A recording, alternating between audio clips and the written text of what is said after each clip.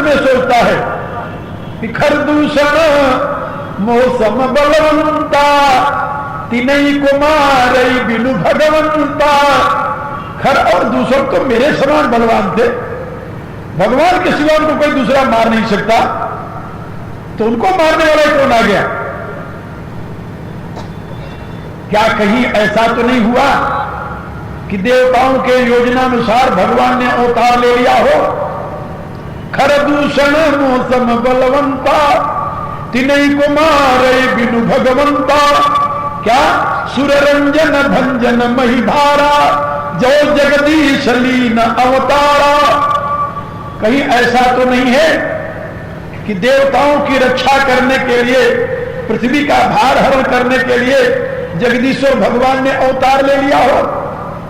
यदि ऐसा है तो मैं जाई बैर हठ करहूं प्रभु सर बाण तजे भवतरहूं। तो मैं जा करके उनसे द्वंद्व युद्ध करूंगा, उनको ललकारूंगा युद्ध के लिए, उनसे शत्रुता करूंगा और उनके बाणों से ये शरीर छूट जाएगी और मेरा मोक्ष हो जाएगा। मैं सारे पापों से मुक्त हो जाऊंगा, क्योंकि भगवान के बाण से जिसका अंत होता है वह सदगति को प्राप्त कर लेता है। तुलसीदास लिखते हैं रघुवीर स्वर तीरथ शरीर त्याग गति पे है सही। ये भगवान के बाण रूपी तीर्थ में शरीर छोड़ करके परम गति को प्राप्त कर लेंगे। तो रावण ने निश्चय किया, लेकिन एक बात उसके ध्यान में जो आई कि यदि तो भगवान हुए तो मैं उनसे जाकर ललकारूंगा, युद्ध करूंगा, और यदि भगवान नहीं हुए तो का फिर क्या? जो नर रूप भूप सुत को तो हरिहम नारी जी किरण दो। यदि वो राजा के कुमार है, नर रूप में कोई राजकुमार है, फिर तो मैं उनकी सुंदर स्त्री जरूर हर कर ले आऊंगा। क्योंकि मैंने बताया कि जो व्यक्ति वासना का गुलाम होता है वह अपने आप को संयमित नहीं रख सकता, और रावण ने वही किया। कुछ महात्माओं का विचार है कि पहले राम की परीक्षा लेने के लिए कि ये भगवान है या इंसान, यानी मनुष्य है या भगवान के अवतार, ये जानने के लिए उसने एक युक्ति बनाई कि मैं माया मृग का प्रयोग करूं, मारीच को मैं मृगा बना दूं और स्वर्ण मृग बनाकर मैं राम के सामने भेजूं। यदि तो राम भगवान हुए तब तो जान जाएंगे, क्योंकि भगवान तो सर्वज्ञ है, वो जान जाएंगे कि ये मृग माया का है और उसके पीछे वो नहीं दौड़ सकते। हाँ, यदि भगवान नहीं है, कोई मनुष्य होगा तो सोने का मृग देख करके उसके पीछे दौड़ जाएगा, और यदि राम सोने के मृग के पीछे दौड़े फिर तो मैं जान जाऊंगा कि ये भगवान नहीं है, ये कोई मनुष्य है। क्योंकि सोने के लिए पागल होना ये भगवान का काम नहीं है, तो मनुष्य का ही काम हो सकता है।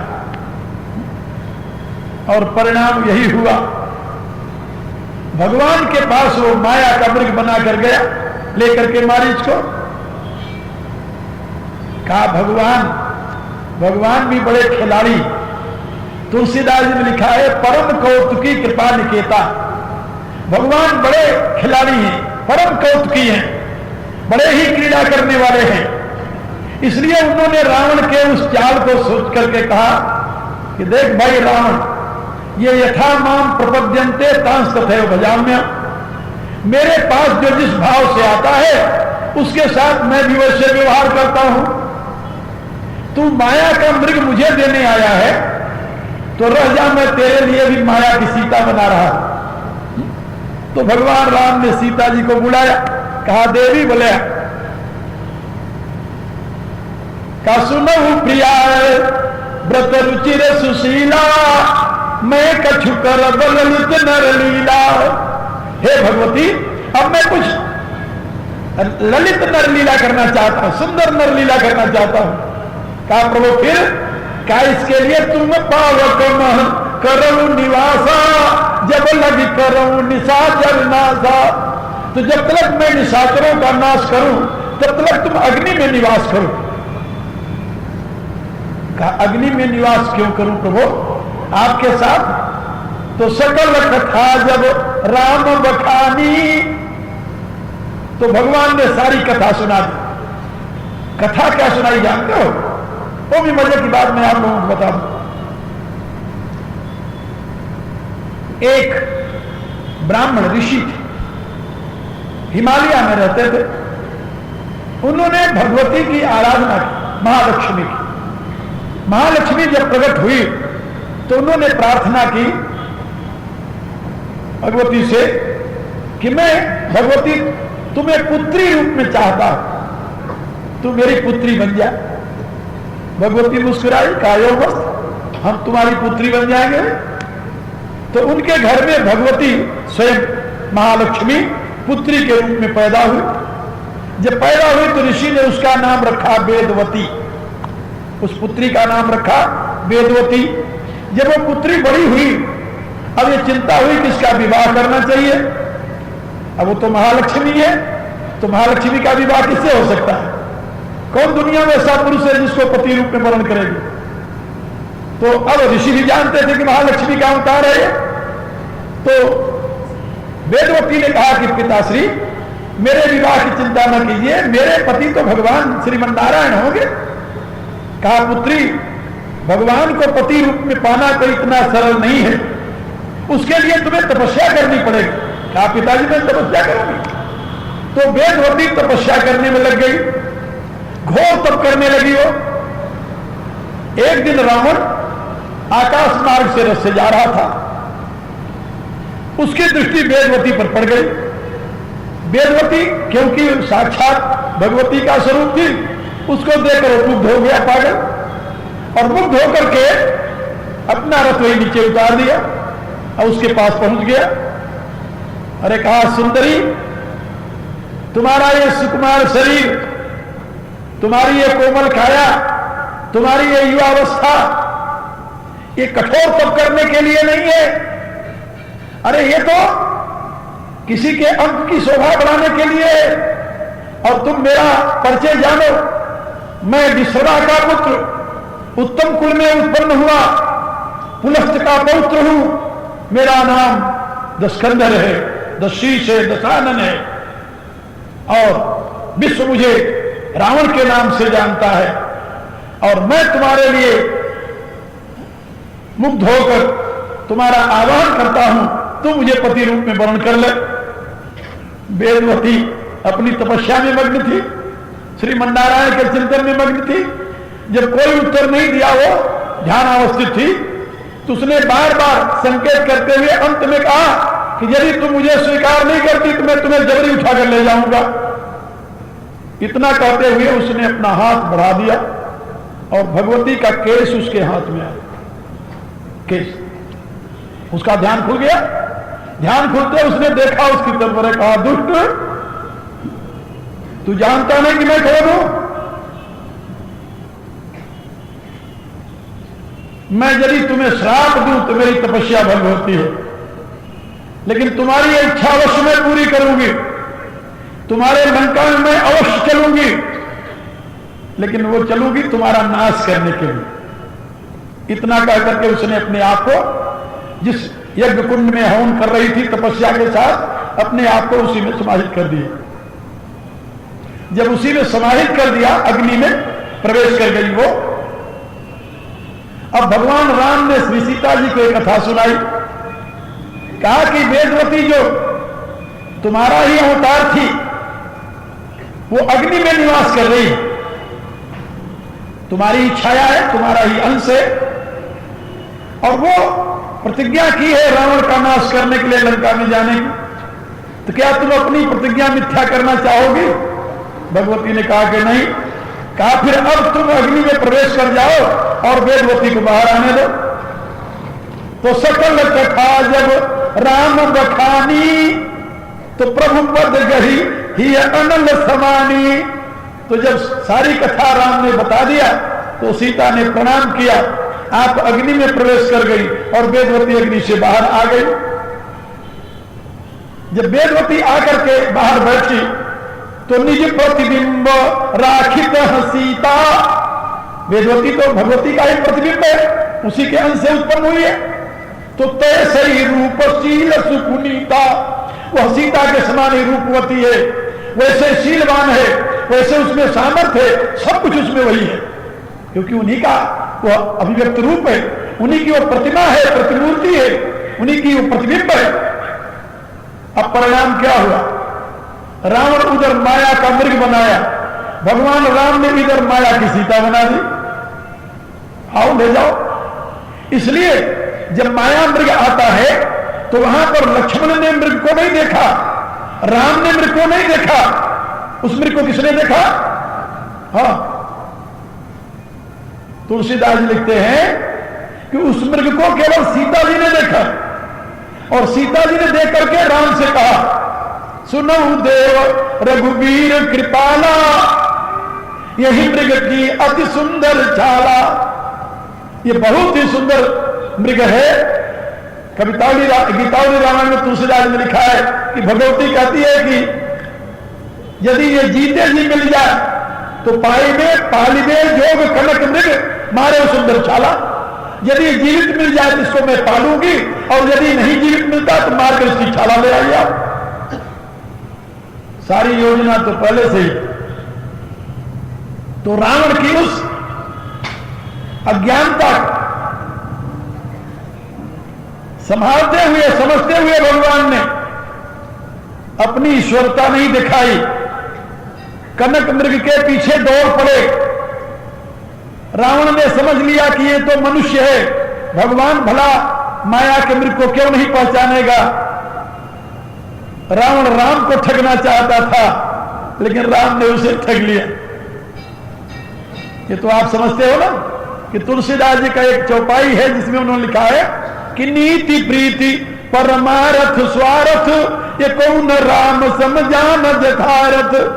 नीति प्रीति परमार्थ और स्वार्थ, ये राम के समान यथार्थ रूप से कोई नहीं जानता। तो रावण जिस कामुकता का शिकार हुआ और जिस सीता को वो हर करके ले गया, वो वेदवती थी। और मजेदार बात यह है कि जब सीता ने रावण के ऊपर विजय प्राप्त करने के पश्चात भगवान के सामने सीता जी आई, तो भगवान जानते थे कि ये तो वेदवती है, सीता तो है नहीं है। वेदवती को यदि स्वीकार करते हैं फिर तो एक पत्नी व्रत उनका नष्ट होता है, और यदि अस्वीकार करते हैं तब भी एक और समस्या खड़ी हो जाएगी कि दो सीता काश खड़ी होगी। इसलिए भगवान ने कहा कि तुम पहले अग्नि परीक्षा दो। वो जानते थे कि जब ये वेदवती अग्नि में बैठेगी तो अग्नि में बैठते अग्नि के अंदर हो जाएगी और सीता अग्नि से बाहर आ जाएगी, और ये काम कौन करेगा? अग्निदेव करेंगे। इसलिए तुलसीदास ने लिखा है अपनी रामायण के लंका कांड के अंत में, जिम क्षीर सागर इंदिरा रामन समर्पित आनिसम। जैसे क्षीर सागर में इंदिरा माने लक्ष्मी को नारायण को समर्पित किया था, ऐसे ही अग्निदेव सीता को ला करके राम के हवाले कर देते हैं। और फिर वो वेदवती का क्या बना? जानते हो क्या बना? अब वेदवती ने प्रार्थना किया कि प्रभु मेरा क्या बनेगा? मैंने तो तपस्या की है आपको पति रूप में पाने के लिए, और आप मेरे साथ ही क्या कर रहे हैं? भगवान ने कहा, देवी अब मैं तुम्हें वरदान देता हूं, तुम जाओ मृतलोक में, हिमालय की तलहटी में वहां रहकर तपस्या करो। कलयुग में तुम्हें लोग वैष्णवी देवी के नाम से पूजेंगे, तुम्हारी उपासना करेंगे, और कलयुग के अंत में जब मेरा कल्कि अवतार होगा, उस अवतार के समय मैं तुमसे विवाह करूंगा, तुम पद्मावती रूप में वहां पर जन्म लोगी, तुम्हारी एक आकांक्षा तब पूरी होगी। इस राम के रूप में कांक्षा पूरी नहीं हो सकती, और परिणाम वही होने वाला है। आप लोग जो वैष्णव देवी की यात्रा करने जाते हैं, ये वही वेदवती है जो रावण का विनाश करने के लिए लंका में गई थी, और जो रावण का विनाश करके राम के कार्य की सिद्धि करके इसी हिमालय में आकर तप कर रही थी। जहां तप करती थी वो मूल स्थान है, उसको माता पिंडिया कहते हैं। जम्मू से काफी दूर है, उधमपुर के बगल में। मैं वहां रहा हूं, गया हूं।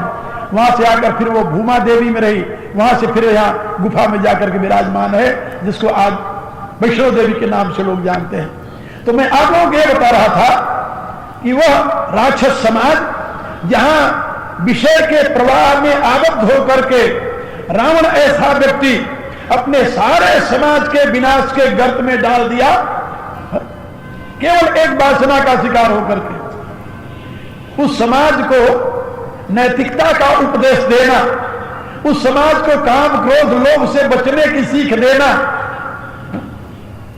क्या आप समझते उपयोगी है? क्या विभीषण नहीं जानते थे? जानते थे। जानते हुए भी उन्होंने वो संदेश दिया। क्यों दिया? इसलिए दिया कि संत का काम है तुम मानो तब भी, ना मानो तब भी तुम्हारे हित की बात कहना। ये संत स्वभाव है। परोपकार बचन मन काया, संत सहज स्वभाव खगराया। मन से, वचन से, कर्म से सदैव परोपकार करना ये संत का सहज धर्म है। और विभीषण संत हैं, इसलिए रावण को सीख देते हुए समझाते हैं कि काम क्रोध मद लोभ सब नाथ नरक के पंथ। हे नाथ, काम क्रोध मद लोभ ये चारों नरक के रास्ते हैं। कहा पहले तो तीन ही बताया था, काम क्रोध और लोभ। ये मद बीच में कहां से आ गया? तुलसीदास जी ने कहा कि विभीषण ने मद इसलिए जोड़ दिया कि उसमें जितने वहां बैठे थे सब मद्यपान करके मद में मदांध थे, और मदांधता को जगाने के लिए उन्होंने, उनको हिलाने के लिए यहां पर काम क्रोध लोभ के साथ मद भी जोड़ दिया कि काम क्रोध मद लोभ सब नाथ नरक के पंथ। ये तो आप लोग जानते हो कि मदांध व्यक्ति जो है, मद में जो होता है, कई प्रकार का मद होता है। धन मद, बल मद, विद्या मद, राज मद, कई प्रकार का मद होता है। और रावण के दरबार में तो सारे मद से लोग मदांध थे, एक ही मद थोड़ी था वहां। इसलिए उनको सजग करते हुए संत विभीषण समझा रहे हैं, काम क्रोध मद लोभ सब नाथ नरक के पंथ। ये सारे नरक माने दुख के रास्ते हैं। नरक का कंसेप्ट जो हमारे यहां दर्शन शास्त्र में है, ये पुराणों का नरक अलग है। वहां तो नरक एक लोक है जहां लोग जाते हैं, जिसमें डाल दिया जाता, अनेक प्रकार की यातनाएं सहते हैं। पुराणों में नरक का स्वरूप अलग वर्णन है। दर्शन शास्त्र की दृष्टि से स्वर्ग और नरक की व्याख्या भिन्न है। नरक किसे कहते हैं? मनुष्य से नीचे की योनियों को। आपको एक बात और जानकर आश्चर्य होगा कि चारों वेदों में नरक शब्द नहीं है। कहीं, चारों वेदों में कहीं भी नरक शब्द नहीं है। एक जगह नारक शब्द आया, नारक। लेकिन मनुष्य के पतन पर उसकी क्या दुर्गति होती है, इसका उल्लेख वेद में है। वेद क्या कहता है इस विषय में? वेद कहता है, असूर्या नाम ते लोका अंधेन तमसा वृता तांस्ते प्रेत्यादिगच्छन्ति एक मनोजना। मैंने अपने ब्रह्म विद्या विज्ञान नामक पुस्तक में इस मंत्र की विस्तार के साथ व्याख्या की है और समझाया है कि असूर्या नाम ते लोका, ते असूर्या नाम लोका अंधेन तमसा वृता तांस्ते प्रेत्यादिगच्छन्ति, ते प्रत्या तांस्ते अधिगच्छन्ति एक आत्मनोजना। जो लोग आत्महत्यारे हैं, आत्महत्यारे माने जो आत्मा का मूल्य न समझ करके पदार्थों का मूल्य समझते हैं, पद का मूल्य समझते हैं, उनको आत्महत्यारा कहा जाता है। जो प्रकृति के वैभव के नीचे अपनी आत्मा को दबा देते हैं, जो धन के लोभ में अपनी आत्मा को दबा देते हैं, जो काम की वासना के लोभ में अपनी आत्मा को दबा देते हैं, जो क्रोध के आवेश में अपनी आत्मा को दबा देते हैं, उनको आत्महत्यारा कहा जाता है। वो आत्मा। और ऐसे आत्महत्यारे जो है मरने के पश्चात वो उन योनियों में जाते हैं जहां ज्ञान रूपी प्रकाश के लिए स्थान नहीं है। असुरिया नाम ते लोका में जीवन शरीर, उन शरीरों को प्राप्त करते हैं जिन शरीरों में ज्ञान के प्रकाश के लिए सुविधा नहीं होती, जैसे पशु जीवन, पक्षी जीवन। आपकी जीवा तो इतनी बड़ी होगी और बैल की जीवा देखते हैं इतनी बड़ी होती है। इतनी बड़ी जीव तो है, लेकिन क्या वो आपकी तरह अपनी भावनाओं का कम्युनिकेशन कर सकता है? क्या रहा है आप? अपनी जानी हुई बात को कह सकता है? और इतने लंबे लंबे उसके कान हैं, आपके इतने छोटे छोटे कान हैं, तो क्या उन लंबे लंबे कानों से दूसरे के ज्ञान को ग्रहण कर सकता है? नहीं। बैल बनने के पश्चात, पशु बनने के पश्चात जिह्वा बड़ी मिल गई, कान बड़े मिल गए, लेकिन वो दोनों निरर्थक हैं, केवल भोजन करने के लिए और केवल डाक सुनने के लिए। और क्या सुनेंगे? मेरे कहने का उत्तर, वो असुरिया नाम लोग है, वो पतन का रास्ता है। क्या मनुष्य पशु योनि में जा सकता है? जाता है, क्यों नहीं जाता है? अनेकों उदाहरण है ऐसे, मनुष्य के पशु योनि में जाने के अनेकों उदाहरण हैं, और पशु से मनुष्य बनने के अनेकों उदाहरण हैं। अभी एक अमेरिका के कैलिफोर्निया यूनिवर्सिटी के प्रोफेसर ने पैरासाइकोलॉजी नामक स्कूल की वहां स्थापना की, यूनिवर्सिटी में पैरासाइकोलॉजी, और उसके माध्यम से उसने पूर्व जन्म की स्मृति से युक्त जितने बालक मिले उन सबकी कहानियों को, पूर्व जन्म के जो कथाएं उन्होंने अपनी बताई, तो उस सबको उसने संग्रह किया।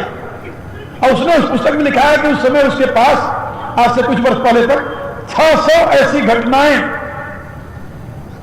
600 घटनाएं उसके पास संकलित थी जो अपने पूर्व जन्म की बात बताते थे। ऐसे एक लड़का मुजफ्फरनगर जिले में, ये यूपी में मुजफ्फरनगर जिला है, आप लोग सुना होगा, जानते होंगे, वहां एक गांव में एक जाट के यहां पैदा हुआ। वो अपने 3 जन्मों की बात बताता था। वो प्रोफेसर वहां पहुंच गया उसके पास। जब उसके पास पहुंचा तो उससे पूछा, तो उसने बताया कि मैं अमूक पंडित का लड़का हूं, ब्राह्मण का। मैं 10 साल का था तो एक बारात में गया था, वहां पर 4 व्यक्तियों ने मुझे पकड़ करके मेरी हत्या कर दी, मार दिया, और मार करके मेरी लाश अमुक जगह गाड़ दी है। और उसके पश्चात में जब मर गया तो थोड़े दिनों बाद एक गाय का बछड़ा बना। थोड़े दिनों बाद मैं एक पीपल के वृक्ष के ऊपर प्रेत बना, और कई वर्ष तक मैं प्रेत बन करके रहा।